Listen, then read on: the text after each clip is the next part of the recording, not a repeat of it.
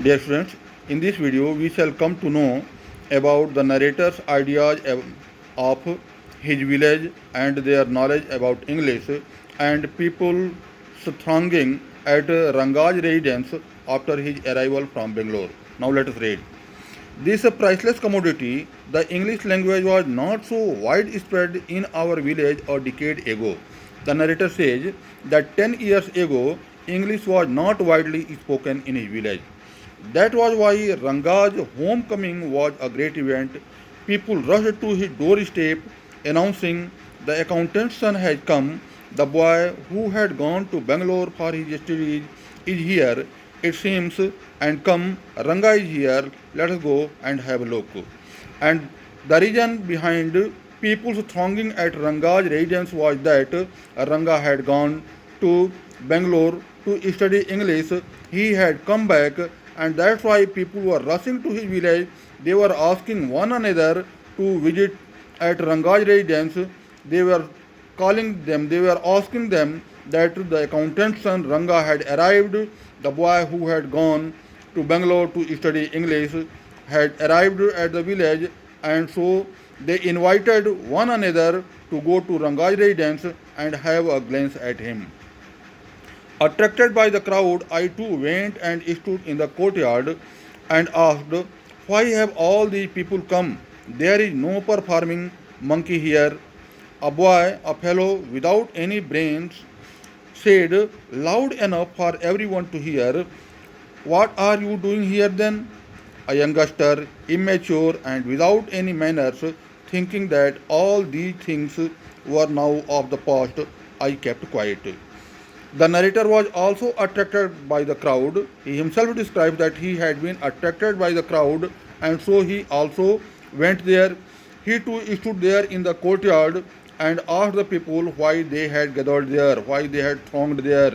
He told them that there was no any performing monkey there was not a wizard show there.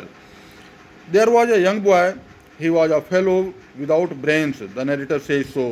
In his opinion, he was a brainless person, and he said he said enough loudly for everyone to hear. He said in such a loud voice that everyone there could listen, and he asked the narrator why he had gone there, what he had been doing there.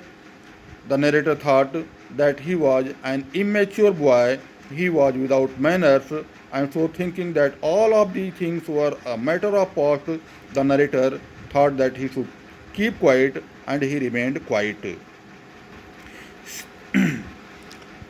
Seeing so many people there, Ratanga came out with a smile on his face. Had we all gone inside, the place would have turned into what people call the black hole of Calcutta. The narrator says that when Ranga came to know that several persons had arrived at his residence in order to visit him, in order to see him, he came out smiling. The narrator describes, if they all had been inside his house, the place would have turned the black hole of Calcutta. Dear friends, the black hole of Calcutta is nowadays used as a phrase. It is an incident which occurred on 20 June 1756 when Nawab Siraj ud Dowlah of Calcutta imprisoned a lot of English persons in a cell of a prison, and many of those English persons died of suffocation. So the narrator says that if all of them had gone into Ranga's house, that might have turned into the black hole of Calcutta, means they might have died of suffocation. The house could not accommodate all of them. Thank God it did not. Everyone was surprised to see that Ranga was the same as he had been 6 months ago when he had first left our village. An old lady who was near him ran her hand over his chest, looked into his eyes, and said, "The Janevla is still there. He has not lost his caste." She went away soon after that. Ranga laughed. The narrator here describes that The house did not turn into the black hole of Calcutta. The reason behind it was that they did not enter Ranga's house as Ranga himself came out, and all the persons were surprised, all the persons were amazed and disappointed a bit that Ranga was the same as he had been 6 months before, when he had first left their village to go to Bangalore for his study. An elderly lady who was standing near Rangappa, she ran her hands on his chest and examining, she declared that his Janevda that is Yagnopabit, Janevu, his Janevda is still there. She said that the boy had his Janevda, he was wearing his Janevu, and so she declared that he had not lost his caste. He had not forgotten about his caste, and after her declaration, she moved away, and Ranga laughed. Once they realized that Ranga still had the same hands, legs, eyes, and nose, the crowd melted away like a lump of sugar in a child's mouth. The narrator here says that when the people realized that after studying English, Ranga had not changed and he had the same hands, same mouth, same legs, same nose, his organs were the same, he had not changed, the crowd disappeared, the crowd dispersed from that place. He compares it he compares the disappearance of the crowd like a lump of sugar in a child's mouth. As a lump of sugar melts into a child's mouth, in the same way the crowd disappeared. I continued to stand there. After everyone had gone, I asked, "How are you, Rangappa? Is everything well with you?" It was only then that Ranga noticed me. He came near me and did a namaskar respectfully, saying, "I am all right with your blessing."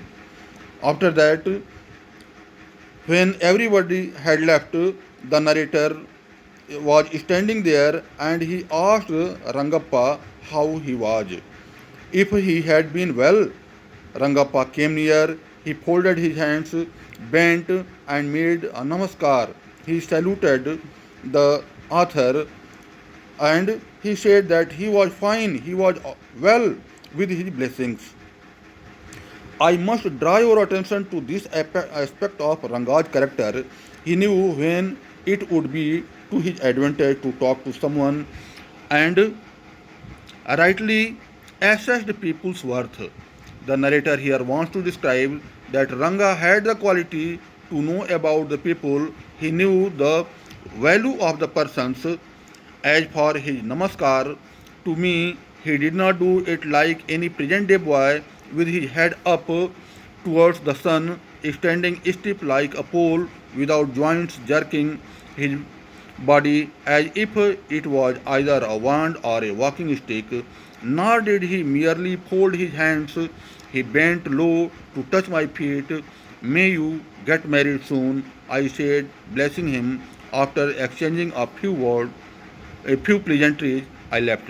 The narrator here describes that Ranga did not only folded his hands or